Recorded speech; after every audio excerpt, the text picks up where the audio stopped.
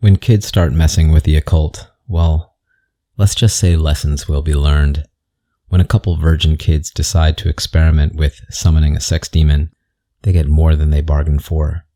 The lesson is worth more for those who get to keep their life. So stay tuned for this gruesome affair. My friends tried to sacrifice me to summon a succubus, and well, we summoned something.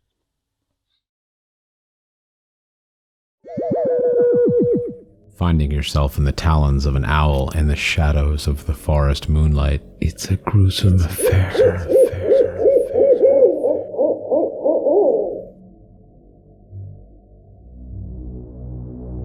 In high school, I was a loner. Back in those days, I only had one friend. Our friendship had started early in life, and because of our own weird quirks, we only had each other during those rough 4 years. Since this happened a while ago, I feel safe finally writing down this story. My friend Jay doesn't even seem to remember any of it, which I'm rather thankful for. We've kept in contact, but after school have gone different ways in life. I check up on his social media accounts, and it looks like he's doing well. He turned into a well-adjusted member of society. I think I can forgive him for almost letting me get killed all those years ago. Jay lived a few houses down from my place, so we walked to school every day. We would have walked home together as well, but I had a part-time job most nights. My mother supported us on her own. Picking up a few work hours to buy myself school supplies was the least I could do. Most nights I spent at my job or trying to catch up on homework. On Sundays, Jay and I would play our own role-playing games that started off as D&D, but over the years turned into something with rules, lore, and NPCs only we understood. I was rather happy in those days, daydreaming about new adventures and our characters to go on Sunday nights. I looked forward to it the entire week. I really didn't have time for other friends or much else besides my job, schoolwork, and our storylines. For the first 3 years, I thought Jay was happy too. I noticed his plots and ideas for our role-playing started to get darker. Soon, I found myself passing on suggestions to add in some sexy NPCs that only existed to be rescued. And no, his character could not build a harem. He seemed annoyed by my refusals, but never really forced the ideas. Because I was so busy after school, Jay started to drift away. He eventually found someone who would humor his weird tastes. At first, I was glad to see Jay so happy and finally making a new friend. He was so awkward, I was worried he would go the full 4 years only having me for company. But very soon, I started to get a bad feeling from who Jay befriended. Jay introduced me to Mike, and we all had the same common nerdy interests. The more time I spent with Mike, the more I didn't like him. He liked to make nasty comments for attention. He was always ready to challenge people to get into some sort of debate. He openly was a creep to any of our female classmates, and I do believe he got a 3-day suspension for wearing an anime hoodie with very questionable faces printed over it. I did not at all like Mike, but Jay did act happier around his new friend. I decided to go against all the red flags about Mike. When they both invited me over to Mike's place on a rare Saturday I had free, I went. The plan was to stay over to play video games all night. I was going to give them both this once a chance. If Mike was too unbearable, I would ditch them. I hoped he would be better if it was only the 3 of us. Maybe the attention-seeking and awful sex-focused comments would be toned down. Aside from literally all the other warning signs, I had really started to worry about Jay getting so hung up about not having a girlfriend yet. I always told him it wasn't a big deal. You didn't need to hook up with someone in high school just for the sake of hooking up. The right person would come at the right time. He never listened. The more time he spent with Mike, the more bitter they both became towards girls not giving them the time of day. I really should have stayed home that night, but I guess we've all done dumb things in our teens. The start of the night wasn't terrible, not pleasant, but not as bad as I thought it would be. Just 3 guys hanging out, trying to beat each other in some random fighter game. It had gotten late and we ran out of soda to drink. I asked Mike if there was any left or if he wanted me to walk down to the corner store and buy some. I knew it would be still open. At that time, I didn't know why Mike looked a little worried when I offered to leave. No, it's fine. We have some down in the basement. We have a fridge down there for junk and stuff. Mike quickly said while Jay was nodding. I felt odd. They were just standing there looking at me as if they had something planned. Can you come down to the basement and help me carry up some? The lights broke, so it's dark. I'll need help if I trip or something. Mike explained. I thought I knew what was going on. They wanted me to get into a dark basement and scare me. Jay would sneak down, jump out or something. Maybe a prank to film to put online later. All right, I'll help. Whatever, let them scare me. If that's the worst they had planned for the night, I was cool with it. In fact, I wanted to see how they planned to spook me. I followed Mike and Jay stayed behind, just as I thought. We carefully started down the wooden creaking steps. It was so dark, I kept one hand on the railing and the other along the wall so I wouldn't get lost. I thought it would smell dank or musty, but it smelled sharp, like fresh paint. That was weird. I still wasn't worried or questioning anything. I followed the sounds of Mike's footsteps through the darkness. I took small half steps to avoid bumping into anything in the darkness. I paused when I no longer heard Mike and was completely blind. The stairs took a sharp corner coming down, so the light from the upstairs didn't reach far. I had already walked far enough to be lost. Mike, I called out, wondering what the hell their deal was. If they were going to scare me, go ahead and do it already. I called his name out once more before my world exploded into stars and pain. The bastard had hit me across the head with something hard.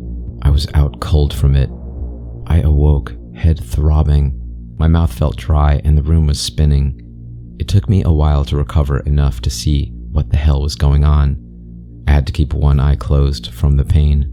The entire basement was full of candles. Even the soft light was too bright for me. I tried to move my arm but found it stuck. Both my legs stuck as well. With a few more minutes, I was fine enough to look down. I was taped to a chair. Fresh red spray paint was underneath my feet. I followed the lines and groaned when I saw what it was. I thought Mike was a dumbass, but I didn't take him for a dumbass who believed in the occult. If you believe in ghosts and spirits, all the power to you. But when you've painted a pentagram in the cement floor of your basement and lured a classmate down there to do who knows what with, then well, you have a problem. On the other side of the poorly drawn pentagram, Mike and Jay stood wearing dark robes. Another figure stood against the back wall, mostly hidden by the darkness. I had no idea who else they got in on their stupid plan. Be honored, pitiful human, Mike said in a poorly dramatic voice handout. You have been chosen to... Guys, please, this is really stupid. Just let me go. I won't tell anyone. I'll just... Silence! Mike did not appreciate me butting in. He shouted, hands raised and shaking. It was honestly pretty awkward. I know he just smashed something against my head, but in that moment, I wasn't at all scared of him. I found him just sad. The fear spiked through my body just a little after he fumbled inside his robe to pull out a kitchen knife. This was getting ridiculous. Jay, stop him. I croaked out. They had wrapped a lot of tape around my wrists and ankles. There was some give, but I couldn't get myself free. I really didn't want to believe this was happening, that I was taped to a chair in a schoolmate's basement about to be sacrificed to a lame ritual. I was going to die for no reason. I had cut off Mike speaking, so I didn't even know what this ritual was for. I kept looking up, and in the darkness, I saw the other figure. They were so still, I was starting to think it was just a spare robe hung on the wall. I couldn't imagine that Mike could get a second person in on this. I desperately wanted the whole thing to be a joke, some sort of payback for not hanging out with Jay enough. When Mike stopped in front of me, I could tell by the look in his eyes, this was not a joke at all. He brought the knife closer to me. I was sweating and felt like I was going to puke. I did the only thing I could think of in the moment. When his hand was close enough, I took a bite out of it. Mike screamed, shaking his hand free. I had drawn a bit of blood, and he dropped the knife. Clutching his hand as blood dripped onto the ground, he looked at me with shock, then fury. This was not according to plan, and he was pissed. He wanted me scared and begging for my life, not fighting back. Snatching up the knife again, I got ready for his next move. Jay was frozen to the spot, his hands raised as if he wanted to say something to stop the whole thing, but was too much of a coward to stand up to Mike. To my confusion, the robed figure in the darkness behind him started to move. He walked past him towards us. Jay didn't even look at him. "That's enough," an unfamiliar voice came from the figure. With one swift strike, he had knocked Mike to the ground. Being as large as he was, it was a feat of strength. I heard Jay gasp as he took a few steps back. Mike dropped his knife when he had been knocked aside. He looked up at the figure very hurt and confused. "Who the hell are you?" he yelled. Wait, this person wasn't with them? Then, why did he wait until now to help? How come they didn't stop this whole thing before I got knocked upside the head? I felt a little bitter, but was glad for the hope of rescue. The figure pushed the hood back, revealing bright, red, messy hair, a shade of red you can only get through dye. I couldn't tell the gender from his or her sharp face. I let out a small inhale when I saw that the right side of his or her lips were torn and scarred, making them look like they had a grim smile. "Listen, kiddos, I don't give a shit if you kill your little friend, but doing a ritual like this is a problem. I mean, really. Have you ever had a smart thought go through your head before? All you have is spilling of virgin blood and some summoning words like Artus Viaris. You don't even have a name of the demon you're summoning. Without that, you'll bring any creature forward. And can you see how that's a very bad idea? Christ, people like you is how an endless creature got into this world years ago and nearly ended everything." I wasn't even the target of this lecture, but even I felt some secondhand guilt over how stupid they were being. I didn't even believe in demons or summoning, but I would side with this stranger. On the very small chance of supernatural stuff being real, you don't want to mess around with it if you don't actually know what you're doing. "Could you?" I started to ask if I could get some help to get the hell out of there. "We know what you're doing, and you didn't say the word right for being a smartass. It's Artus Virus," Mike shouted from where he was knocked aside. He honestly didn't say the words any differently, aside from putting more spirit into saying them. "We're summoning a succubus. We have a name of the demon, so get the hell out of my basement." "Mike, please. Maybe we should stop all this. We have a witness after all," Jay said, meekly trying to get everything calmed down. "Oh, you think I'm not saying them correctly? You piece of human trash. My kind made up those words. They don't mean anything. They just plucked out anything that sounded nice and bonded them to a summoning, you dumb shit. You could sneeze Artus Virus and it would still count," the stranger was shouting, getting heated. I was starting to wonder if this was some sort of really heavily involved roleplay Jay and Mike got someone else in on. This had to be a joke, right? This person thought they weren't human. Aside from the unnatural hair that could be easily explained, they looked as human as the rest of us. I started to try and get my arm free, knowing I won't get any help from others. I felt it almost wiggle free when I looked down at the summoning pentagram Mike had painted and wondered if there was any paint you could buy that glowed, because the red paint was in fact glowing. I was the first to notice, but soon everyone else had looked down to see the source of the dim light. Jay had started to go over to Mike to help him up. Everyone froze when the glowing appeared. The stranger's foot came out from under the robe and started to smudge the blood that had dripped from Mike's hand. This robed person was wearing a pair of black high heels, so I figured it must be a girl. The glowing was starting to get bright as the redhead looked over at Mike and his bloody hand. "You're trying to summon a succubus because you're both virgins, right?" She did not sound impressed. It all sank in. All they needed was virgin blood, and to say the summoning words. I guess you had to repeat the words 3 times, and between their banter, they had. No one had time to reply. A sudden explosion of air knocked us all off the glowing summoning area. I hit the wall very painfully. The wooden chair I had been taped to must have been old because it broke into pieces by the force of slamming into the wall. The stranger was thrown across the basement and slammed into a chest freezer. Mike and Jay were tossed towards the area near the stairs.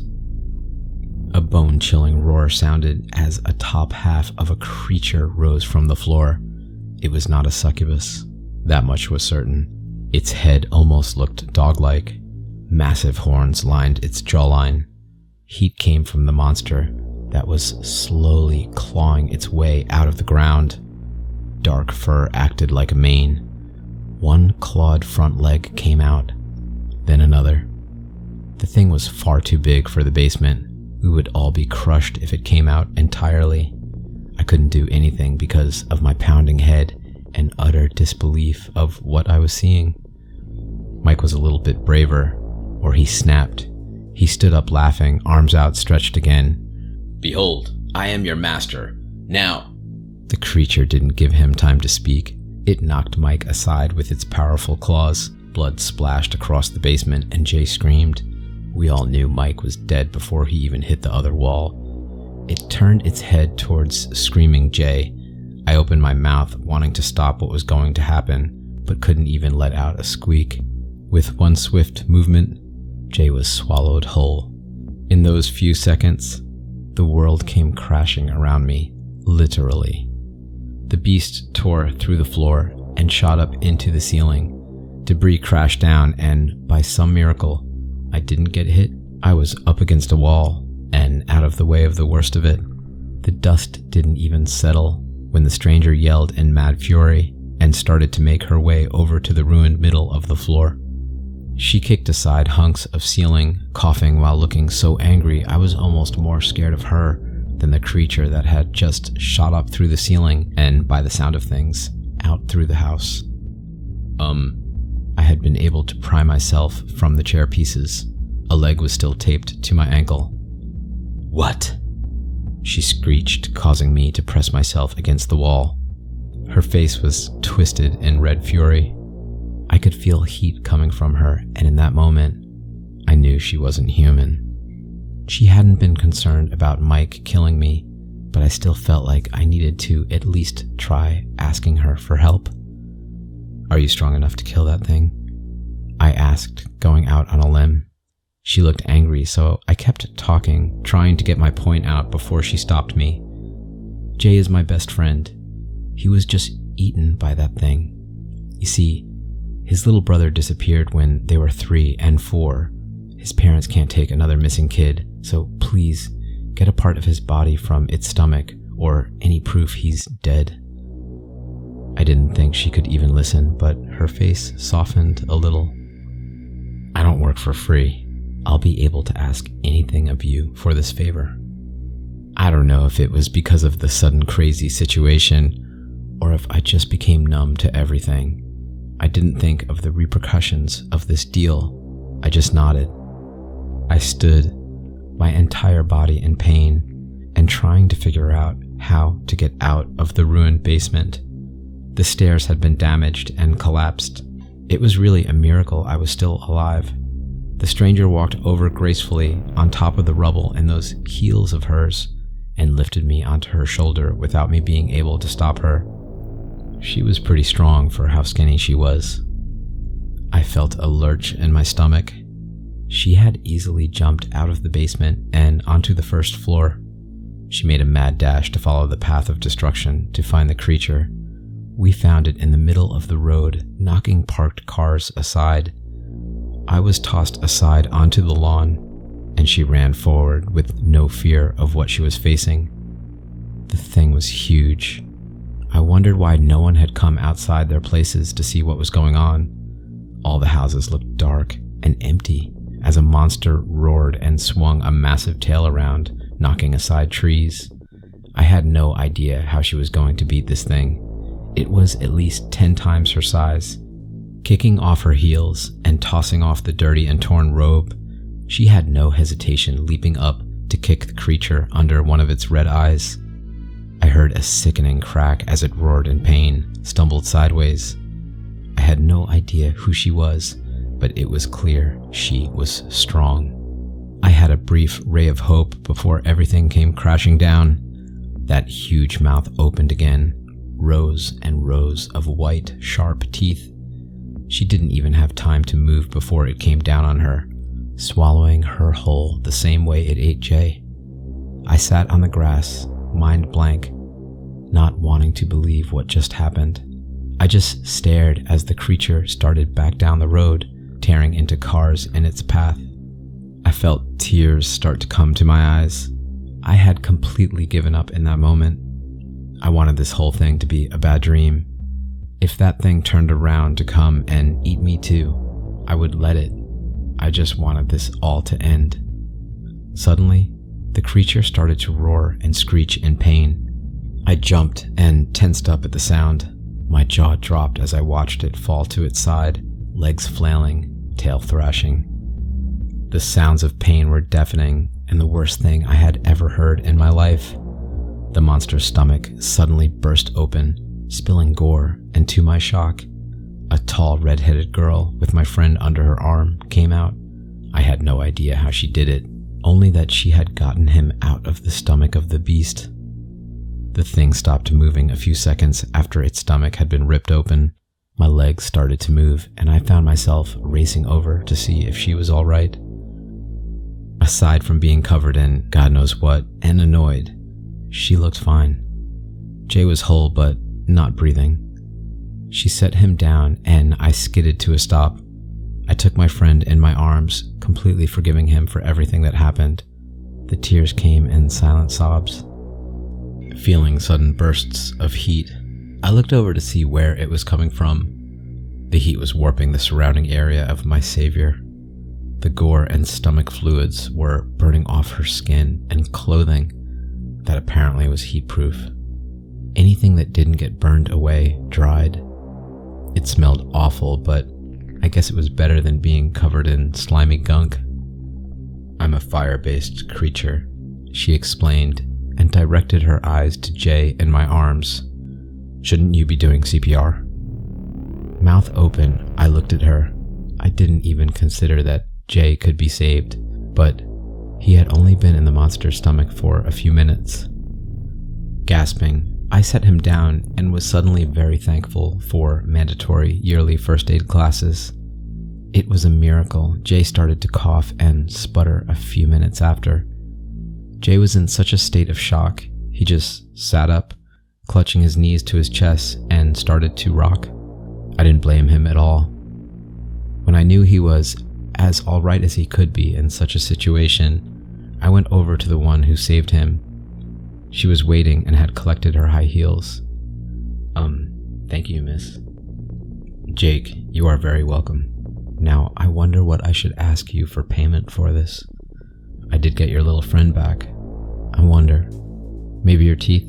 I like human teeth, or perhaps..." To my stress, she started to list off a great deal of things that I couldn't live without. I don't know if she was just saying things to scare me, but it was working.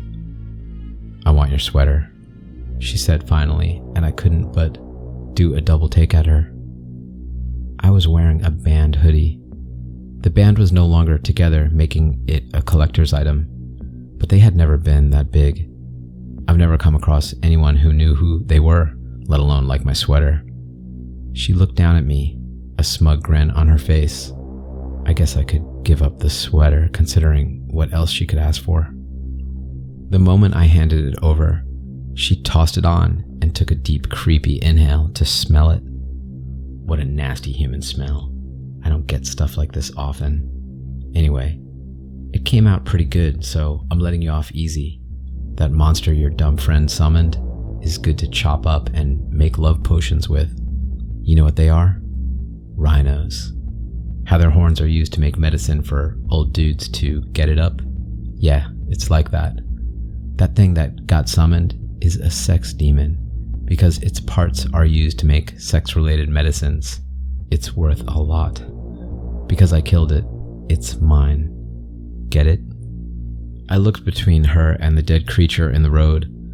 I almost wanted to laugh at the idea of it all. Instead, I just nodded and felt the tears coming again.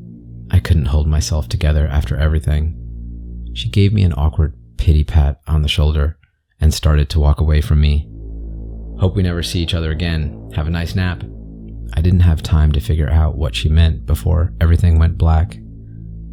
I woke up in the hospital. I had an officer explain to me that Mike was dead and Jay was in shock. According to him, a drunk driver had come down the street and crashed into his house. The car went through the house and into the basement after the floor gave in. Mike was the only one killed, and by some miracle, we lived. I didn't correct him or ask anything about the occult stuff in the basement. My injuries could easily be explained by the accident and what I remembered to be a weird dream because I was in a coma for a few days. I really wanted to believe that was the case. The only thing that made me slightly question whether it was a dream or not is I'm missing my favorite band sweater. I'm missing my favorite band sweater. I'm missing my favorite band sweater. I'm missing my favorite band sweater. I'm missing my favorite band sweater. Missing my favorite band sweater. Missing my favorite band sweater. To my forest friends, thank you for listening to another tale. I hope you enjoy these horrible stories as much as I do. If so, please rip at the like button and scratch a comment. And be sure to subscribe so we can visit here on the Smoking Owl Tales channel next time. And catch you on another night very soon. And catch you on another night very soon. Catch you on another night very soon.